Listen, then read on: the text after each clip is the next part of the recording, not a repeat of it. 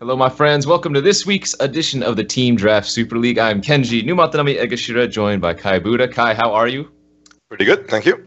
Good, good. We have some good matches today. It's going to be Team Peach Garden Oath versus Team Goat Stew. So we have Reed Duke, we have Owen Turtenwald, we have William Huey Jensen, and I believe all of those guys are over in Japan right now, so it's super early for them.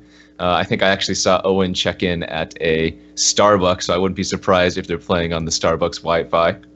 That's Peach Garden Oath, and we'll be playing against the Goat Stew. That's Mike Atron, that's Rich Hohen, and that's Jelger Biegersma. Who do you have as a favorite just going to this? I think there is a clear favorite, but I know all of these players have good limited chops.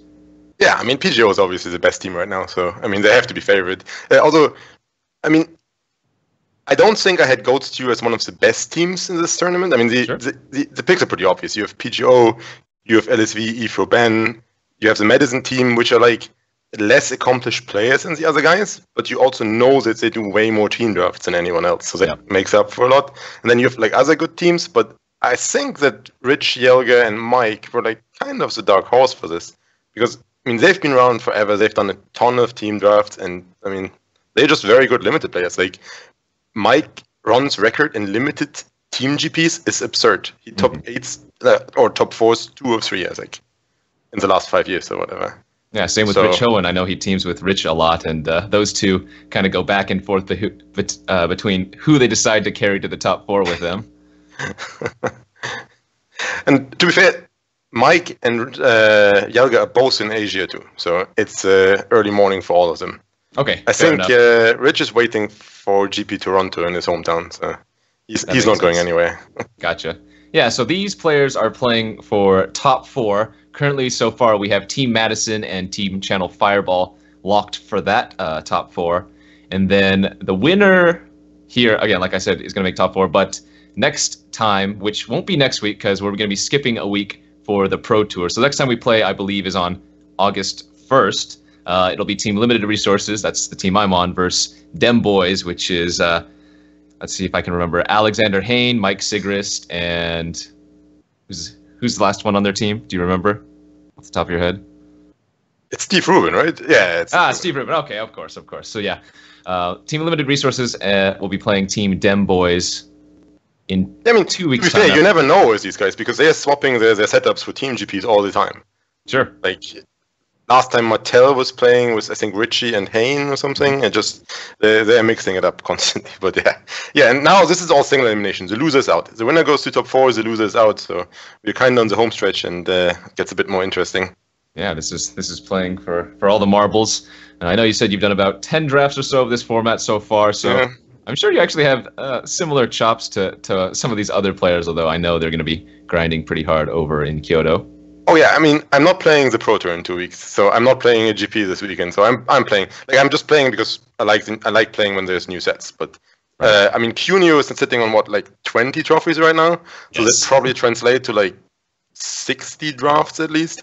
And I assume the other guys are similar. The problem is they're playing on unknown accounts, so you don't really know. But like, I know they're in Japan, and I know they've been playing Modo since it was released every day. So. Yeah. These guys have all done a fair amount of drafts. Yeah, so we should see some good drafts today. Now, we're going to be watching William Huey Jensen draft when the draft does eventually fire. I'm not sure what he likes in this format yet. Is there anything in particular that you like to do? Well, he was a big fan of the red decks in the previous format. That changed a little bit now. Red is probably still one of the best colors. I think red and green are the best colors. Blue got a little bit better. White definitely got a lot worse. And I personally dislike black right now, but I don't exactly know what the winning percentages are. We have like a spreadsheet where everyone posts all their numbers, but I actually intentionally didn't look into the last 2 days because I don't want to talk about team testing data on stream. Sure. That makes probably sense. Would get into trouble for that. Yeah, remember guys, the Pro Tour Kyoto is coming up, so all these players are, well, we might see them do something different than what they want to do at the Pro Tour. Maybe kind of switch things up. This is the team draft after all, so it's going to be a little bit different than at the Pro Tour where you have the 8-man pods and you're not necessarily cutting like a Glory Bringer, say, should you open it in pack 3 and not be ready to play it. Yeah, if you're smart, you're just opening a Glory Bringer and you're red, but there you go. You never know. No, I mean, this is team draft. The seating is AB, AB, AB, so you're getting passed from an enemy and you're passing to an enemy, and that means that you want to draft way more defensively than usual. Like, usually, I would expect these guys to draft very cooperative with their neighbors in a proto setting, because it's always better if you give them clear colors and they give you clear colors and everyone is happy, but that's definitely not the case here. But in general, I think you just still draft normal decks. I mean, I don't know. Like, we had Ben Stark was covered a couple of weeks ago. Yep. When he drafted like this 3 or 4 color special with double casting costs, because like he kept getting passed or opening rares, and then he got passed a rare in another color that he couldn't really pass, and then like this stuff doesn't happen in a normal draft, right? And like in a normal draft, you would just pass a rare, whatever. I mean, maybe you don't even play against the guy, and you definitely only play against him one round, but you can't pass a bomb in team draft. You know that this bomb is getting played every single round against your team, so he had to just make all these defensive picks.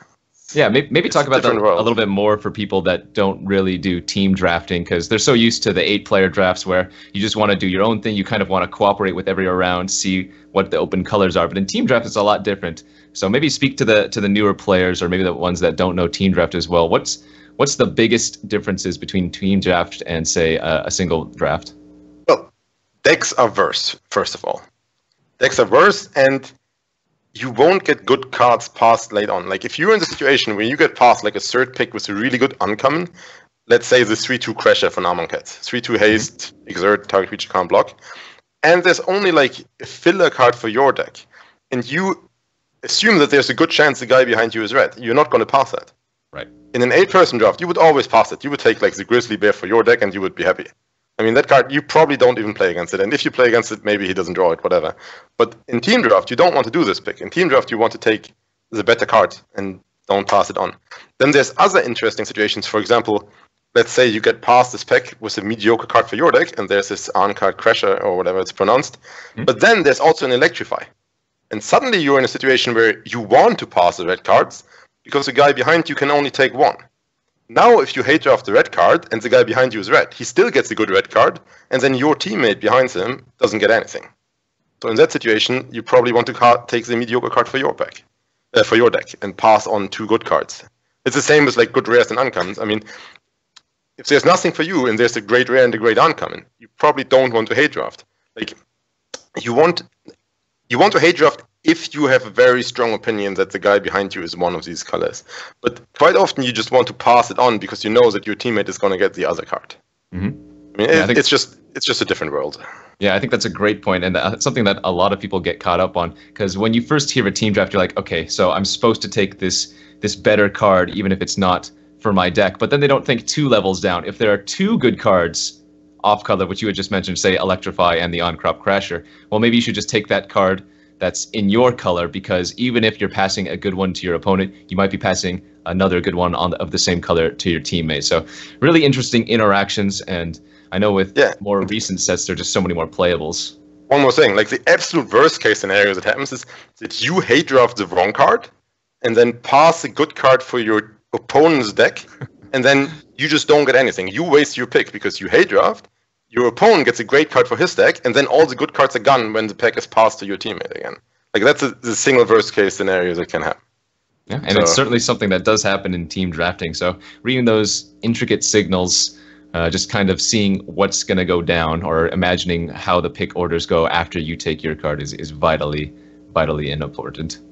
However, the signals, that could be a problem, because the set is pretty new, and like even after the Pro Tour, the bigger teams had like pretty big differences on their pick orders. And the set is only out for a week on Magic Online. There might be situations where like Yuri thinks that some card is a signal, but whoever passed it to him might think it's just a playable card, but like nothing to get excited about. So, I mean, there could be a lot of situations like this in a new set. Like, people evaluate the cards very differently. Yeah, I'm excited to see what Huey drafts and what he decides to pass, and we can kind of talk about it during the drafting portion, but we'll be able to tell when he's obviously hate picking versus taking something for his deck. Yeah, I hope it's going to be an interesting draft. I mean, for example, there was this one not terrible draft, but once we featured Chris Picula here, and it was just so boring. Like, he opened the blue card, he gets past the black card, and then every pack he just takes the best blue and black card. I mean, he drafted perfectly fine, but like that doesn't make like featuring the drafts that Ben Stark had, where he just kept getting past rares and other colors. It's way more entertaining to watch. Like, if someone drafts a mono red deck and just takes the best red card out of every pack, I mean, yeah, great. I mean, he probably did a very good job, but I mean, entertainment level is pretty low. Fair enough. All right, so again, we will be watching William Huey Jensen during the drafting portion. We also get to take a look at another player. Do you remember who it was? I think it's Mike Ron. Okay, so we get to kind of bounce around between the two and see what those players finally end up on their deck list. And remember, I wonder how many drafts Mike did, because I think he's not playing the Pro Tour actually. Well, he might. To see soon. That could be more interesting. He might not know the. Sounds like the draft is ready, so we're going to cut down to William Huey Jensen's draft. Stay tuned.